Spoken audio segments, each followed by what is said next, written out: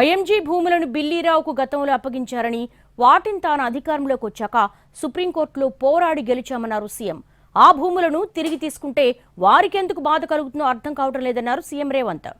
25 సంవత్సరాల క్రితం బిల్లీరావు అనే వ్యక్తికి, ఒక ప్రైవేట్ సంస్థకు ఆ భూమి కేటాయించారు. 25 సంవత్సరాల నుంచి ఏ రోజు కూడా సెంట్రల్ యూనివర్సిటీ దగ్గర ఆ భూమి లేదు. కంబైన్డ్ రాష్ట్రంలో 2006లో ఆనాడు కాంగ్రెస్ పార్టీ రద్దు చేసింది ఆ కేటాయింపు. అక్కడి నుంచి కోర్టు కేసులు జరిగినాయి. 2014లో తెలంగాణ రాష్ట్రం వస్తే 2024 వరకు 10 సంవత్సరాలు గత ప్రభుత్వం బిల్లీరావు నుంచి భూమి గుంజుకోలేదు అధ్యక్ష. నేను వచ్చిన ఎంబడే సుప్రీంకోర్టు వరకు వెళ్ళి కొట్లాడి ఒక ప్రైవేట్కు ఐఎంజీ భారత్ అని ఒక ఫేక్ కంపెనీకి కేటాయించిందని ఆరోపణలు ఎదుర్కొంటున్న భూమిని సుప్రీంకోర్టులో కూడా కేసు గెలిచి ఆ భూమిని వెనక్కి తీసుకొని ఆ భూమిని ఈరోజు మనం అభివృద్ధిలో భాగంగా టీజీఐఐసి కేటాయించి అక్కడ ఐటీ కంపెనీలు ఇతర పరిశ్రమలు రావడానికి అవసరమైన లేఅవుట్ చేయండి అని చెప్పి ఈరోజు ఒక అభివృద్ధి కోసము ఒక కాంక్రీట్ ప్రపోజల్తో ముందుకు వస్తే ఈరోజు అక్కడ ఏదో రిజర్వ్ ఫారెస్ట్ ఉన్నట్టు, రిజర్వ్ ఫారెస్ట్లో అత్యంత జింకలు, పులులు, సింహాలన్నీ ఆనే ఉన్నాయన్నట్టు.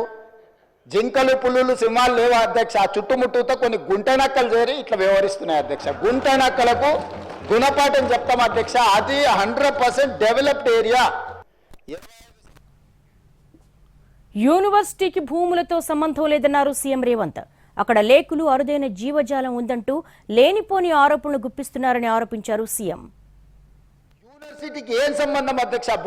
ఆ భూమి ఐఎంజీ భారత్ అని బిల్లీరావుకు కట్టబెట్టిన భూమి 25 సంవత్సరాల తర్వాత ఈ ప్రభుత్వం ఏర్పడిన తర్వాత, ప్రజాప్రభుత్వం ఏర్పడిన తర్వాత సుప్రీంకోర్టులో కొట్లాడి వేల కోట్ల రూపాయల భూమిని వెనక్కి తెచ్చింది నేను అధ్యక్ష. సుప్రీంకోర్టులో ఉద్దండులైన న్యాయవాదులను పెట్టి వాదింపజేపించి సుప్రీంకోర్టులో గెలిచి ఆ భూమిని వెనక్కి తీసుకొని ఈరోజు ఎవరికో అర్ధరాత్రి పూట కట్టబెట్టకుండా పరిశ్రమలు, ఐటీ పార్కులు చేయాలని, మల్టీ జోను, మిక్స్డ్ యూజ్ కోసం చేయాలని చెప్పి ఒక మంచి ఉద్దేశంతో వస్తే దాన్ని కూడా కొండపోచమ్మ సాగర్ నుంచి ఫామ్ హౌజులకు డైరెక్ట్గా కాల్వలు ఎవరు తీసుకున్నారని సీఎం రేవంత్ రెడ్డి ప్రశ్నించారు. వీటికి దగ్గరగా భూములు కొనుక్కొని ఫామ్ హౌజులు కట్టుకుంది ఎవరన్నారు సీఎం. కొండపోచమ్మ ప్రాజెక్టు నుంచి ఫామ్ హౌజులకు డైరెక్ట్గా కాలువలు తీసుకున్న వాళ్ళు ఎవరు? ఈరోజు కట్టుకున్న రిజర్వాయర్లు అది రంగనాయక సాగరా, లేకపోతే కొండపోచమ్మనా, లేకపోతే మల్లన్న సాగరా? ఎవరు భూములు కొనుక్కున్నారు? ఎవరు ఫామ్ హౌజులు కట్టుకున్నారు? ఎవరి ఫామ్ హౌజులకు ఆ రిజర్వాయర్ల నుంచి నీళ్లు పోతున్నాయి? రోడ్లు ఎవరు వేసుకున్నారు? ఈరోజు నాకు కానీ నా కుటుంబ సభ్యులకు కానీ నేను ప్రభుత్వం వచ్చిన తర్వాత ఒక్క ఇంచు భూమి అయినా ఎక్కడైనా మేము కొనుక్కున్నామా? సభ్యులెవరూ ఆందోళన చెందాల్సిన పని లేదన్నారు సీఎం రేవంత్. ఉప ఎన్నికలు వచ్చే పరిస్థితి లేదన్నారు. ఈ విషయం సుప్రీంకోర్టులో ఉంది కాబట్టి దీనిపై మాట్లాడకూడదన్నారు. ఎవరు ఆందోళన చెందాల్సిన పని లేదు. ఏ ఉప ఎన్నికలు రావు.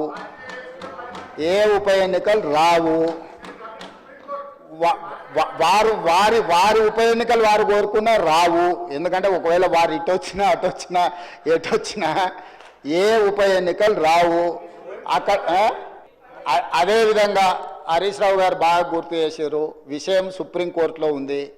ఆ సుప్రీంకోర్టులో సబ్జుడిస్ అయిన విషయంలో లోపల నేను మాట్లాడితే కొంత ప్రొటెక్షన్ ఉంది, కానీ బయట మాట్లాడే వాళ్ళకి ఎవరికి ప్రొటెక్షన్ ఉండదు. Actual this house is immune for certain laws. ఈ సభలో మనం కొన్ని విషయాలు ప్రస్తావించవచ్చు. సభకు రక్షణ ఉంది తమ నాయకత్వంలో. కానీ సభ బయట ఉప ఎన్నికలు వస్తాయి, అయిపోయింది, వచ్చే వారమే ఎన్నికలు, మళ్ళవారమే ఎన్నికలు, ఇదంతా ఉత్తదే అధ్యక్ష. అదేంది జరిగేది లేదు, పోయేది లేదు. ఎవరు ఆందోళన చెందాల్సిన పని లేదు. ఎందుకంటే ఉప ఎన్నికల మీద మనం దృష్టి పెట్టాల్సిన